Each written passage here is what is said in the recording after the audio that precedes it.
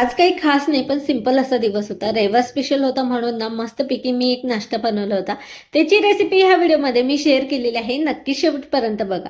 छानपैकी तयार झाले. ते रोपांना पाणी घालायला आले आणि बघते काय माझ्या रोपांना मस्तपैकी पालवा फुटला होता. हे जे रोप दिसतं आहे ना त्याला 2च काड्या राहिल्या होत्या. पूर्ण सुकलं होतं. पण ह्या अशावरती रोज मी त्याला पाणी घालत होते की कधी ना कधी त्याला पालवा फुटेल आणि फुटला बघा. आणि तसंच काही माझं सोशल मीडियावरती चालू आहे. जे काही मी कंटेंट अपलोड करते आहे ना त्यामध्ये सुद्धा मला कधी कधी खूप निराशा वाटते ग्रोथ पाहून. पण ह्या अशावरती मी रोज कंटेंट अपलोड करते की कधी ना कधी सक्सेस नक्कीच मिळेल. सक्सेस कधीच ओव्हरनाईट मिळत नसते आणि भलेही त्यासाठी मला काहीही करावं लागले तर मी ते नक्कीच करेल. बघू आता सक्सेस कधी मिळते आणि माझी मेहनत ही मला फळ नक्कीच देईल असं मला वाटतं.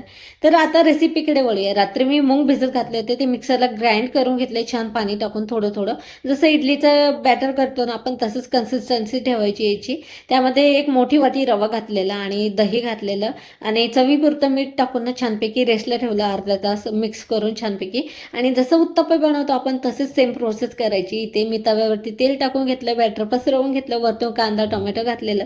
यामध्ये मी तिखट घातलं नव्हतं. तुम्ही हवं तर हिरवी मिरचीचा ठेचा सुद्धा घालू शकता.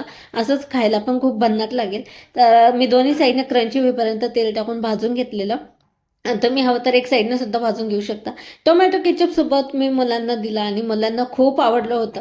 त्यानंतर एक माझं पार्सल रिसीव झालं होतं आणि यामध्ये काय आहे ना तर हे उद्याच्या व्हिडिओमध्ये दाखवेल. आज सकाळी स्वयंपाक बनवला नव्हता त्यासाठी पटकन स्वयंपाक बनवला. मटण्याची भाजी संध्याकाळच्या वेळेस आणि आईस्क्रीम खाऊन आजचा दिवस संपला होता. व्हिडिओ आवडला असेल तर प्लीज लाईक करा, शेअर करा, चॅनल